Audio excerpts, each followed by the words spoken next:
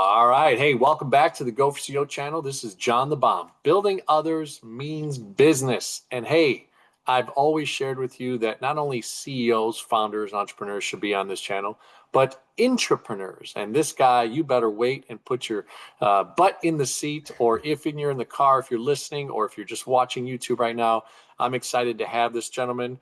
His name is Jimi, right? Did I pronounce it correctly? I didn't. That's right. Yep. All right. Jimi Gibson, Vice President of Brand Communication. He's the VP at Thrive Agency, a TED speaker, a member of Forbes Agency Council with over 25 years of experience in marketing. And in an earlier career, he was actually a magician. So he's got some tricks up his sleeve today.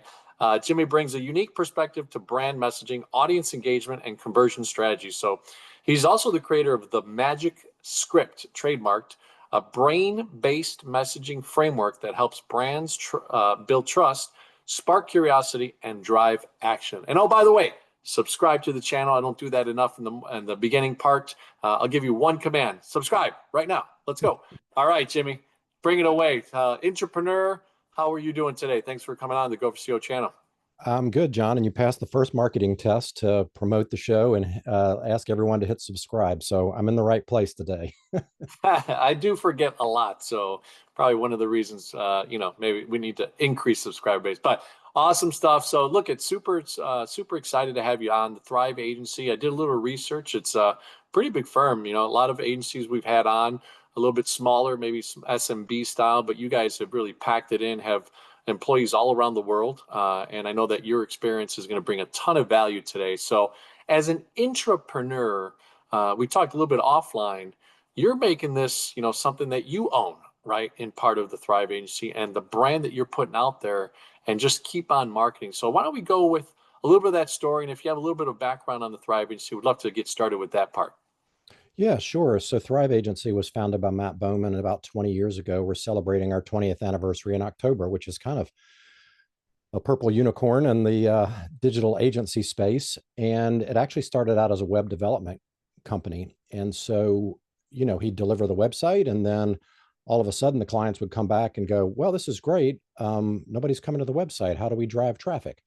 And so that started to add the service of SEO in the mix, which has been a little bit disrupted over the last year with all of the AI and LLM searches coming up. We might get into that. But yeah, so the decision was made early on that the company was just going to help business owners navigate the power of the internet.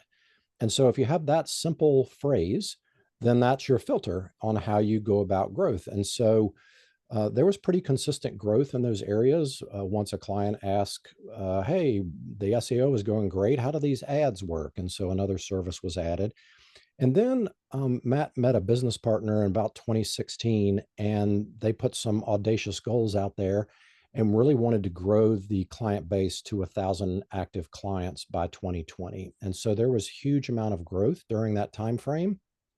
And I actually came on board right after that huge growth to kind of blow up their strategy department. And then through that work, and I had some other experience over my career in leadership and management, I actually was leading the teams that did all the work. And so you can imagine, after 4 years of super growth, there was a lot of squeaky bolts and groans and moans that needed to be fixed. And so worked on that part of it. And yeah, then I would say over the last 8 to 9 months, I've been in this new role and really just want to help other businesses out and talk about some of the things that we've learned over those 20 years. It's interesting, right? When you experience a rapid growth phase, many loose ends are left behind, as they say. But it's neat to be able to bring in, strategic executives, people that kind of have that awareness. I'd love to dive a little bit even deeper on that. So when you first came in, new environment, new agency, certainly with a lot of expertise in running teams, and though, what were some of the things as an entrepreneur that you took ownership of right away? Were there the relationships? Were there the strategy? Were you trying to tweak some things? What were you doing those first 90 to 180 days? Yeah, I would say what was evident, because everybody talked about the good old days and how everybody sat elbow to elbow, they were able to get together for meetings. My background, I've worked at small agencies, I've worked at international agencies, and I guess I always enjoyed being able to know who was on a project and what was happening at any given moment. Certainly, you can have dashboards, we have project management software, all that type of thing. And so I basically just went on a how painful is life tour. And I talked to clients, I talked to teams, whether it be an account manager, whether it be a salesperson that we call a marketing consultant. I talked to the people doing the work, the SEO team, the organic social team, the paid social team. And really the theme that kept coming up was, um, I feel isolated. I don't really know who my team members are. I would love to collaborate and be able to do the best work possible for my clients, but I don't feel that's possible with our current structure. And so when you've got 200 employees and you have 1,000 active clients, and you have a team member who is an account manager trying to figure out where a project is and tracing, through the spaghetti bowl of who's on first, it causes a lot of stress and a lot of pain and a lot of inefficiency. And so I went out and said, there's got to be a better way. Let's look at organizational models that are effective. What are other agencies doing? I asked other agency owners. Part of the Forbes Council is being able to ask those questions. What pain have you experienced? The trouble that we found was we're larger than about 95% of other agencies. And so most agencies are in that 20 to 40 employee range. And nobody had really experienced what we were experiencing. And so I did a bunch of reading and came across this matrix organizational structure, which is basically dividing the company up into teams. And, the first thing that it said when you read reviews about a matrix organizational structure is it's great, but there are some faults in it because you have two bosses. And so the boss related to a matrix group, and I'll break it down in a little bit, and then the functional boss of like delivery of SEO, delivery of paid media. We don't have multidisciplinary folks. We want, brain surgeons in the SEO world and paid media world working on a client's project because we believe they bring an extra level of that expertise. And so basically we decided we're going to do this. And we divided the entire company up into 4 teams and divided the clients up into 4 teams. And that's a great way to run a business, but not 16 years after you've been in business. And so we had a couple of things that we wanted to make sure we did the right way. And I'm happy to dig into that. But yeah, let me take a breath and see if that's kind of where you want to go with this discussion. Yeah, look, I mean, it's very interesting, right? When you have had success and then you bring in a new leadership, I think from the top of the house, you start thinking, okay, well, is there anything that we're missing? Are we not seeing the forest from the trees? What are we doing, in this next phase after rapid growth? So it's a cool story for you as the entrepreneur, right? Coming in and developing those strategies and now looking at this system that maybe has an implementation piece to it, but you tweaked it. So yeah, keep going on the tweak side of things. And I think it's very interesting to kind of find out, what came out of that in the first 6 to 12 months. Yeah. So I think what really was the pain from the top was the goals where, you're setting your 3, 5, 7-year goals, and we want to be twice the size that we are right now. And then you look at scale and you go, well, the way in which we're doing the work and the capacity associated with the work that we have, how would we be able to layer on double that? And certainly there's some economies of scales and some efficiencies that would be realized, but then you start looking at, the cost of the team, what is the churn rate? If we grow too fast, are we going to lose the clients that we have? All of those types of things. Because, we had pretty good tenure with the clients that we had at that point, and we didn't want to lose any. And so we had a couple of things that we wanted to do. Number one, we didn't want to lose an employee through the shuffle. We didn't want to lose a client through the shuffle. And so that was very important. And then the next thing is you cannot pull the rug out from everybody within the organization all at the same time. And so we decided we would start with one team, and that would be the test team. And so we were real creative, and we had the the alpha team. And that alpha team was going to run the process through the paces and identify all of the gaps and the squeaky joints. And then we went on a PR tour, and I met with every single team in the organization. And I said, look, here's what we're going to do. Here's why we're going to do it. It's not going to work perfectly. It's going to be messy. There are going to be some painful points, but we want to empower you to raise your hand and say, I think we got a problem here. And once we gave people the permission to raise their hand, once they understood that we knew it wasn't going to be perfect and we weren't trying to put lipstick on a pig, as they say, then that group started in March of that year, and we had a goal to launch the rest of the teams at the end of July. Well, what happened was when people were able to work in a smaller environment, so basically we were creating 4 boutique agencies within a larger agency, and you gain all the benefits of acting like a boutique agency, but then you get all the extra stuff that comes with being a bigger agency, right? And so when we sort of dialed it back, and I actually had pictures from when the company was that smaller agency, and I said, hey, how many of y'all are still here that remember that? And how many of y'all would like to operate in that way? Oh, yeah. And so painted that picture. And when that group got together, they had so much fun. They started being evangelists for the new way. And we actually launched the 3 other teams 2 months ahead of schedule. And it wasn't perfect, but we didn't lose any employees. We didn't lose any clients that we could see from this process. And then obviously we over documented, we over communicated. There were certainly a lot more meetings in the beginning that were required, but then those tapered off. We had a playbook, we had a vocabulary that everybody was aware of. We called these leagues, and then there were teams within the leagues. And so we had 4 leagues. We had 4 teams within each league. There was somebody that led the league. There was somebody that led a team. We still lost, we didn't lose the functional reporting back to the subject matter experts. So the director of SEO was not let go. The director of SEO still met with the team. And then we had to have this collaboration from an HR perspective about who's doing client reviews, who's speaking into any situations that we might have, what happens when we have a client escalation. And so, yeah, I would say that was the plan. And it wasn't smooth, but it wasn't gut-wrenchingly painful because of the preparation that we did 8 months ahead of bringing it to the rest of the company. It's so interesting as you're sharing this story, and GO4CEO community, there's an old book called If It Ain't Broke, Break It.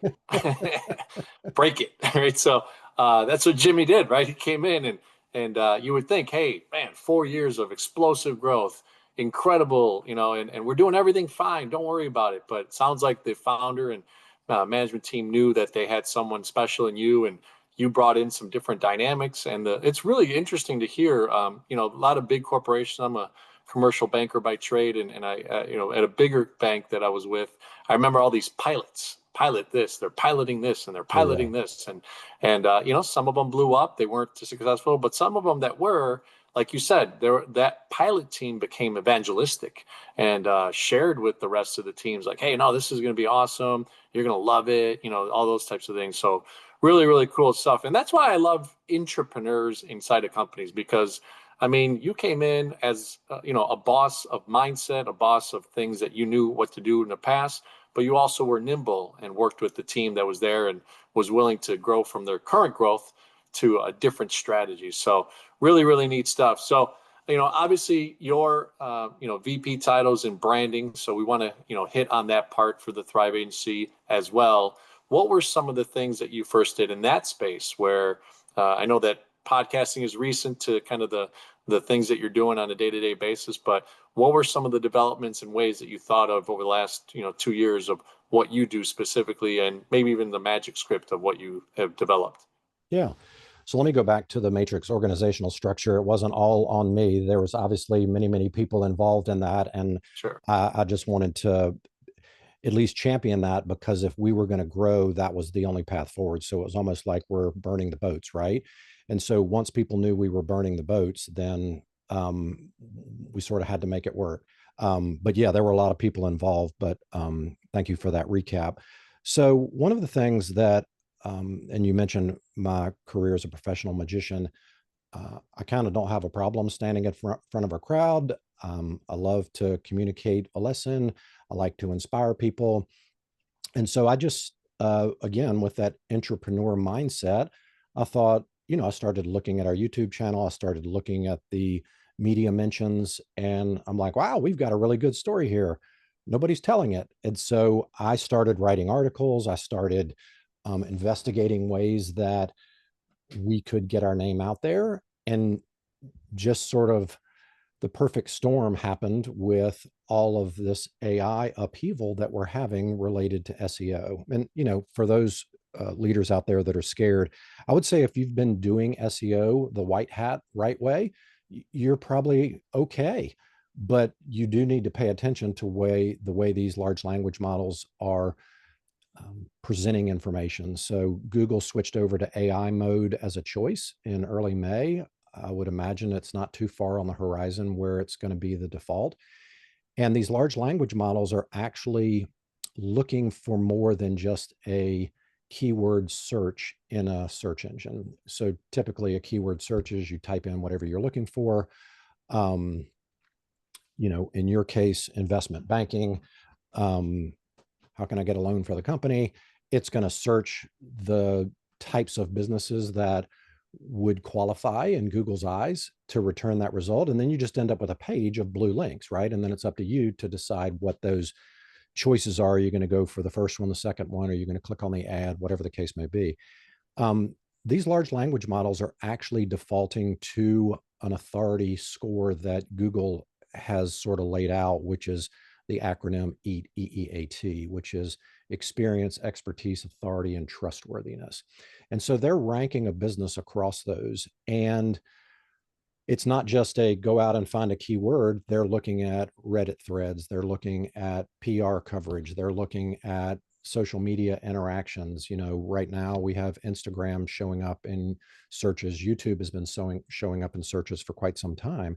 And they're basically creating a profile, and they're looking for brand mentions. And so I thought it was a good idea for us to be doing this. Not that the company hadn't done it in the past, but I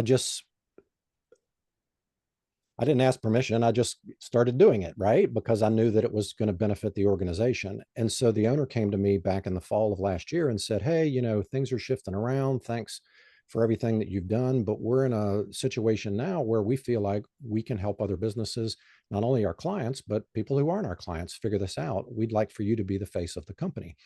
And of course, the first thing is like, what? Are you crazy? And then the second part is like, oh my gosh, when can I start?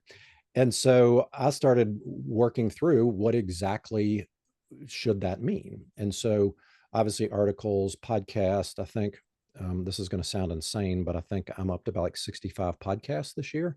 Wow. And so I've learned a lot about what to do and what not to do. Continue to write articles. I made a commitment January 1st that I would publish a video every day, Monday through Friday on LinkedIn. And I kept that up. I got to 137 videos, and then I started reading stuff about LinkedIn and how they were treating video. They weren't pushing video as much. And so I had to pivot. And I said, the goal is to get the word out. If they're not favoring videos at this point, I can still tell the same content. And so I have switched that over, I guess, in about July, and I do see engagements and my followers increasing. I'll be training the sales team on how to use LinkedIn appropriately to help brand mentions, because it can't just be me, right? We should empower the rest of the organization. And I know that's a scary place for CEOs and owners to go, like, oh my God, what are they going to say? What are they going to do? Well, I think that starts with what is the culture? Do you believe you have smart people? If you believe you had smart people, you shouldn't have to police them, but you should encourage them to be part of the conversation. And yeah, I would say I'm sort of in maybe late phase one, early phase two. I look at this as a long game. You're not going to influence the algorithm instantly. There's certainly things that you can do to cheat the algorithm. We're talking about putting out our own podcast, not as a sales pitch, but as an educational and trust component. So yeah, I would say there's been a lot of things, and we have conversations weekly about, is this working? Is it not working? I've got 31 articles or participations within a panel discussion in articles on Forbes. Have cataloged all of those URLs. We are running it through our system to say, is this something we want to keep investing in? Certainly the authority of Forbes is great. Do we want to keep going down this path, or is there something else where we can tell our story in a better way and reach a wider audience? So Yeah, and look, podcasting is one of those beasts, right, in the marketplace that allow different audiences to see what Thrive is about, what you personally have done, and how you're mentioning those stories. From a team perspective, what's kind of the hierarchical structure right now for you? Are you in that scenario where you have a specific team that you manage, or are you kind of broadly touching each part of the organization? well, I went from about 130 reports and 12 direct reports to zero. Functionally, I'm sort of carving my own path. I do partner with the sales team, and I do partner with our demand gen team, which is basically our internal marketing team, R&D. We've been testing out some cold outreach with video. Video this year, 82% of all traffic on the internet is video related. So I still believe in video. Mm. And yeah, so we come up, like I said, I do a blog internally. I have about a 20-minute video that I do on our platform and put it on the YouTube channel. And then I have some videos that the demand gen team sent me yesterday and said, hey, we need these because we're going to be doing some various promotions. And so at this point, and then I'm going to conferences. And so that's another part that I didn't mention, where we have picked we don't specialize in any particular industry, but we do great work for a variety of industries. And so I've been speaking at those industry events, and then just got back from Austin a week and a half ago for an industry event. And so those are great opportunities to be in front of folks. So yeah, I would say I don't have any direct reports, but I collaborate with pretty much everybody in the company, and then obviously on the executive team, and making sure that the activities that I'm doing are meeting the KPIs that we want as a corporation. Yeah. And that's the story of an entrepreneur, right? You take it from having a pretty big team to now being shared. Hey, this is the new role. Creativity, entrepreneurship. Bootstrapping in a sense, right? That mindset of being able to grind it out and find different ways is really cool to hear that you've kind of transitioned and you're taking on that opportunity with full force. So, kudos to you. A lot of times people cower Go4CEO community in changing, right? And changes can be hard on people, especially human beings, right? We don't necessarily like to change all the time, but it's such a cool process that you've gone through from coming into the organization, disrupting some things, creating a great atmosphere, leading a big group, and now, heading this particular force of nature in the marketing side, so of the branding. So, as an entrepreneur, it's always interesting. The pocketbook is still, I guess, controlled, right, in a sense, from the top up. What are some things that you do from that perspective? Podcasts, you don't necessarily need to pay to get on them all the time, or there's different ways to kind of be a part of different speaking engagement. I saw that obviously we mentioned a TEDx. What were some of the other ways that, from a pocketbook perspective, you got lean and mean in this particular role? Yeah. I would say we really haven't had much of a budget for this particular type of role. It is a shared role between demand gen and the sales team. And so I basically have to put together a proposal and an expectation of ROI in some way. I mean, I wouldn't say there's any direct way. Like I mentioned, the Forbes does provide some expertise and authority. Whether that's going to turn in, we do have leads that come in that say they have read something that I wrote in Forbes. The other component to it, I think I mentioned that I was interested in video, right? My path actually started out as a graphic designer. I progressed to creative director. I ran an agency, and I have been pretty hands-on. And I always feel if I'm leading a team, I should be able to do what they're doing so that I have the, I guess, trust that they know what I'm talking about, right? And so I made a commitment about 18 months ago to figure out how to do video. And so I can't tell you how many YouTube channels I watched and how many lights I bought that were junk and had to send back. So I self-educated on video production. I self-educated on video editing. I went through a bunch of microphones. I had started my own podcast that had 54 episodes that I did on nights and weekends to understand how to edit audio. I wrote a book to have the practice to know how to write. I have taken courses. So all of these things basically then, as the owner is thinking, going, well, he already knows how to do this and he already knows how to do this. We don't have to have this whole team. Now, I do have the support of the demand gen team if we have designers or, if I can't get to something. So I'm not on an island, but I enjoy doing it. And so the volume of content that I'm able to put out as sort of a solo entrepreneur allows me to control the message, make sure it's done the way that it needs to be done, have a faster path to launching that content. And yeah, I would say I'm a lifelong learner, and that's been a secret sauce. And I was okay with the first videos being horrible. And I would show them to my wife and she would go, what in the world are you doing with your eyebrows? And I'm like, I don't know. What am I doing with my eyebrows? And so I'd go back and look and like, yeah, that does look kind of creepy. And then like, just be okay. All right, I'm going to focus on not doing all these gyrations with my eyebrows. And then after 137 videos, I'll look and I go, oh, okay, yeah, that might actually be worth watching.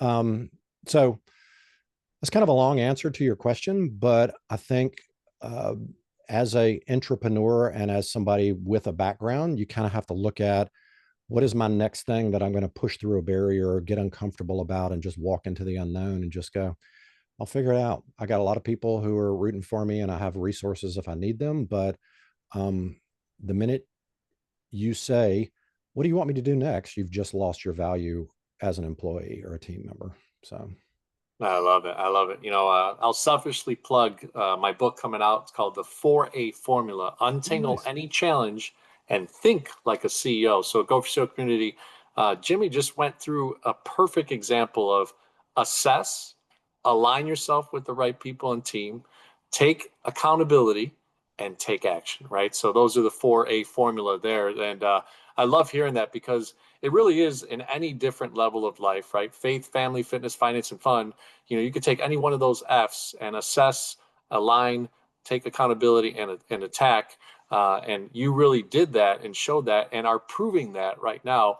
Once again, even after 25, 30 years of great experiences, great skill sets that you've built, you renewed yourself, you reimagined yourself, and you started thinking and talking and going through things and finding ways to be better and more improved. So that's really, really cool stuff. And that's the entrepreneur mindset, ladies and gentlemen. That's what we love seeing about entrepreneurs and how they can affect a business that's pretty darn big. What would you say? Top 5% agency in the world of Thrive Agency. Yet, Jimi's making a difference in different ways. So, one of the things that we talk about here at the Go4CEO community is client experience. So I'd love to understand if you do touch that. First of all, I guess that's my question to make sure that we can hit that. Do you touch any of the client experience in that journey?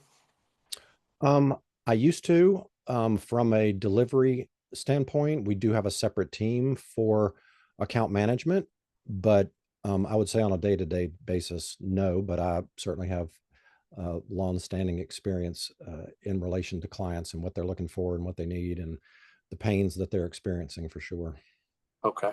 And then engagement, so it's CEO, right? Client experience, engagement, and then operational excellence. So from an engagement standpoint, obviously now from going from a bigger team to kind of a solo mindset, but still having the great support that you have, what are some of the things that you do, I guess, exclusively to your entrepreneur ways? Is of engaging with the teams or engaging with clients or engaging with outside vendors and people that you need to help you do your business? Yeah.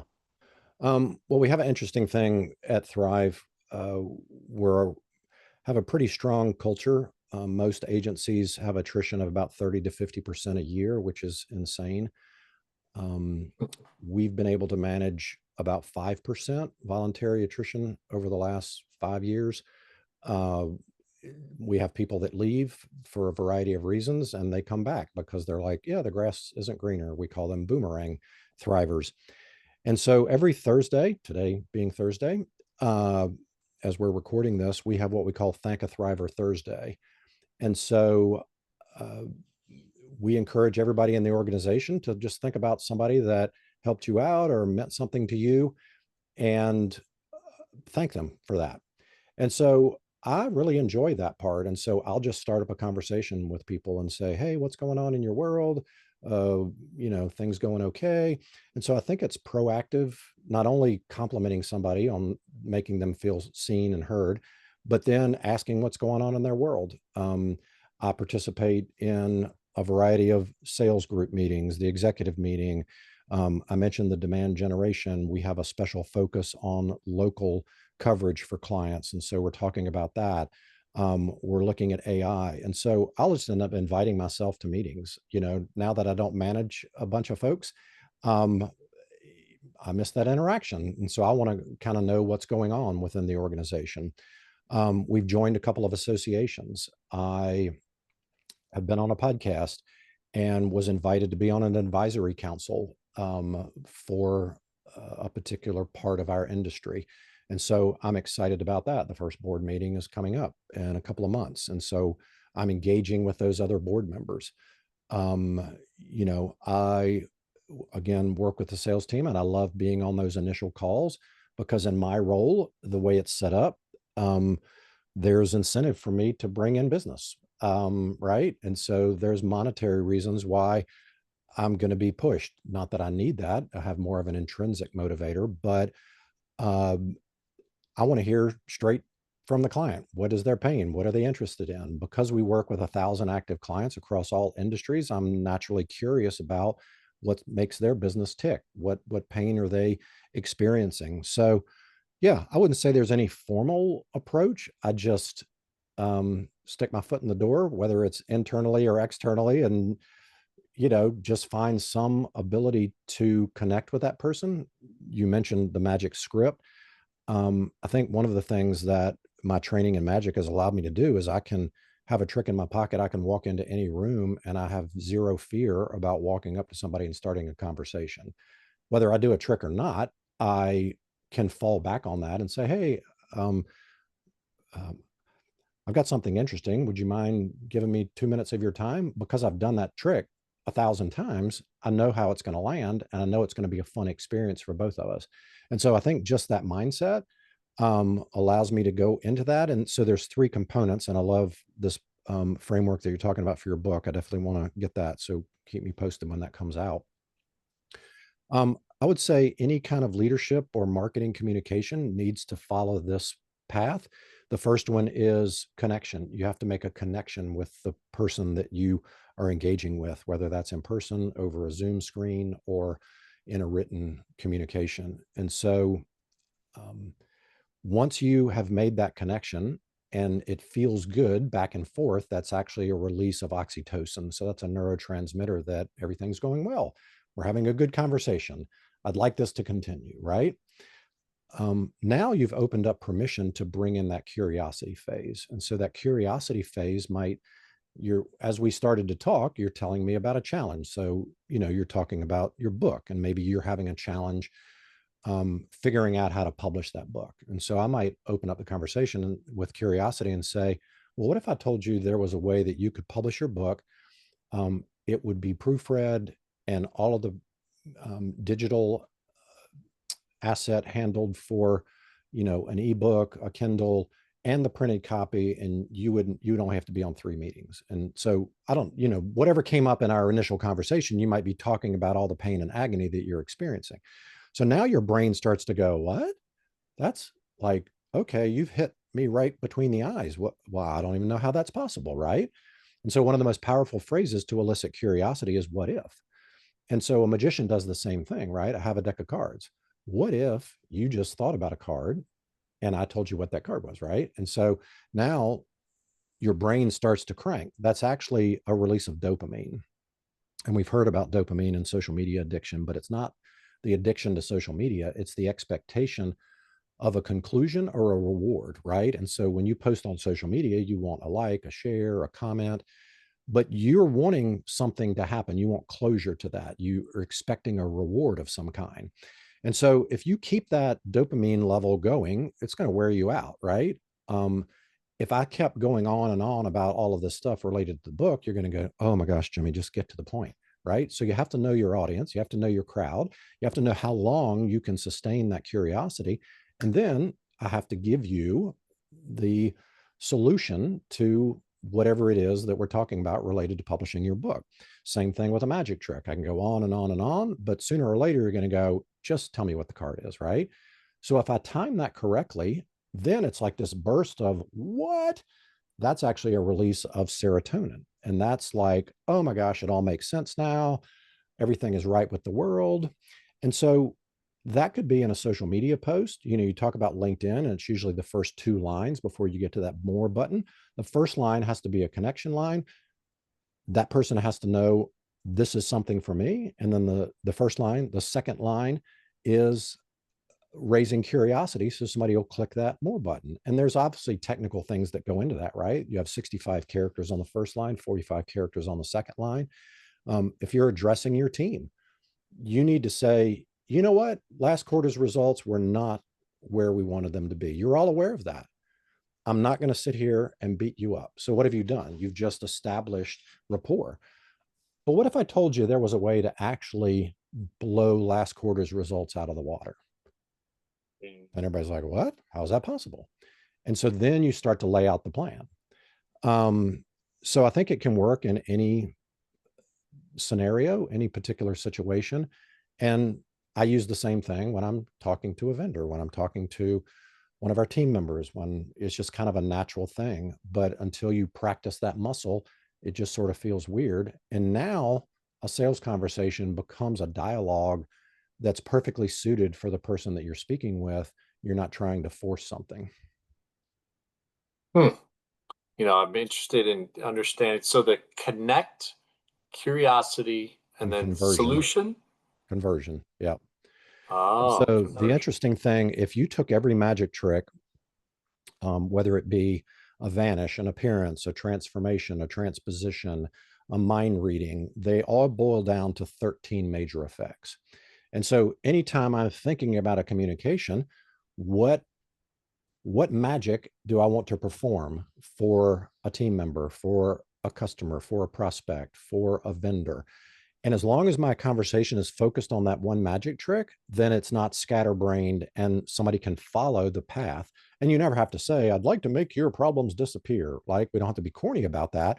But the structure of the language is all towards that conversion or climax of the magic trick that provides the magic effect that's happening within that communication. So fantastic stuff. Well, hey, we said at the beginning of the podcast that there was going to be some magic, and you just laid down some incredible stuff there. Super, super engaging, area. And what a great way to engage, right? To be focused on every conversation where you can keep pique that curiosity and get to that, scenario where you get that serotonin going and all that stuff and the dopamine. So really, really interesting stuff. Last one is, operations. Right now in this new role, obviously managing a team, you probably had some KPI things that you were always managing, or directives, or scenarios. But in this solopreneur, entrepreneur type scenario, what kind of tools are you using for operations? Are you using some new softwares? You mentioned AI. Obviously, every company's kind of starting to investigate that the last 6 to 12 months. What are some things operationally that you could share with us from that perspective as an entrepreneur at the moment? Yeah. So obviously, ChatGPT is one of the most popular ones that people use for, used to be mostly words, but they've actually gotten really great at pictures. I would say with the new release of 5, the nuances related to personality and telling it what tone you want is great. But the other thing that you have to realize, and there's just a warning shot, I actually have a LinkedIn post that dropped about 45 minutes ago, so folks can go look at that.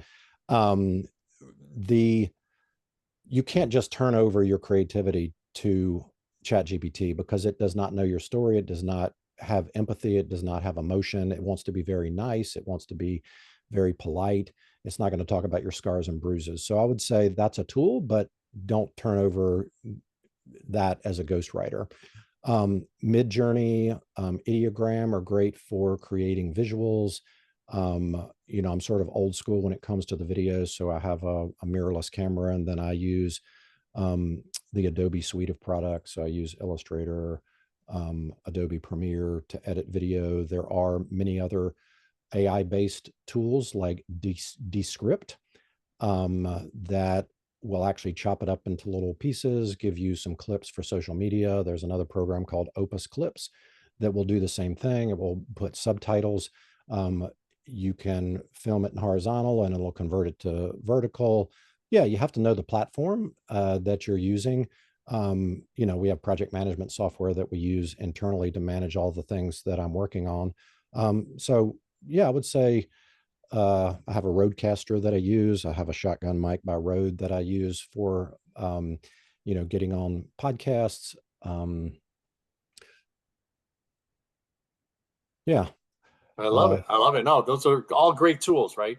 From the operational standpoint, I'm so enthralled with, the business within the business that you've created, and the entrepreneur side, and from the big team to now the solopreneur mindset, and you're adapting and growing and becoming and doing things that are really exceptional, especially in the entrepreneur story world, right? And we all love a good story as human beings, and like you said, as a magician, that impact at the end. I still don't understand how the heck you guys, if I'm thinking of a 9 of hearts and you have a 52 deck, like, how do you know? But anyway, we'll leave that for a different time. So Well, no, we can investigate that now. okay, well, let's do it. Let's give them a Well, why did you bonus. say 9 of hearts? I don't know. It came to mind. Typically, hearts is something that I have some socks that are king of hearts, so I get attracted to the hearts cards. Interesting. Well, have you noticed that deck of cards behind me that's been sitting there the whole time? All right, I need my glasses here. Oh, okay. Look at that. Now, we didn't set any of this up, right? You just came No. up with the word, the card 9 of hearts to begin with. So if I take this deck of cards out and I start to spread through this deck of cards, oh, wait a minute. There's actually one and only one that's reversed in the deck. Now, I just kind of flipped one over before I logged in. And if I turn that over and it was the 9 of hearts, What the what? that would Come be on. insane.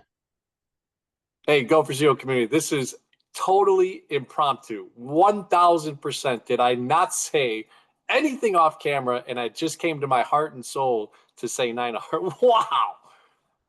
I don't know how you guys do it. It is one of those tricks that is amazing. So, wow. All So right. Well, that might be a clip you could post. I don't know. that's going to definitely be a short, my friend. Wow, wow. What a cool experience. Well, thank you for that moment, and the genuine, just incredible heart that you've given to this. This project is new.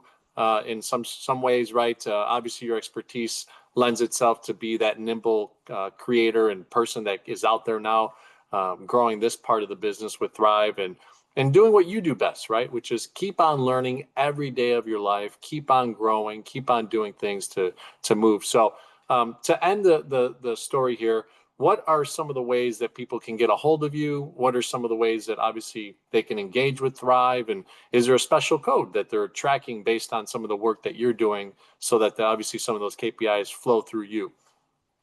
Yeah, I would say I'm on LinkedIn every day. I made a commitment. I think the people that we can impact are on LinkedIn. So would love for people to follow me and give me feedback on anything that I put out there. And, Thrive Agency, that's the URL, thriveagency.com. A lot of great resources. We publish multiple articles a week. I publish one once a month with video. Um, you know, if somebody needs some help with digital marketing, I'm happy to be that go-between. You can DM me through LinkedIn and we can set something up and just chat. If you're looking for a second opinion and you think something doesn't seem right with our marketing, hey, I'll give you some time just to kind of workshop that and think through. I love strategy. I love solving puzzles, that type of thing. So I would say those are the avenues, and certainly mention that you heard me on this podcast and would love for that to be part of our conversation. And if you learned something, you had a question about it, I'm happy to jump on and answer that. Well, Go4CEO community, and if you're a guest today watching the show, again, subscribe to the channel, but more importantly, go to LinkedIn, Jimi, Jimi. So a little bit different, a little bit unique, Jimi Gibson, Gibson. Hit him up, have a conversation, DM, be interactive, and look at some of those posts and newsletters and articles that he's posting. Really, really great stuff. So thank you, Jimi, for being on the Go4CEO channel as an intrapreneur doing big things. Love it. Great. Thanks, John. Had a great time.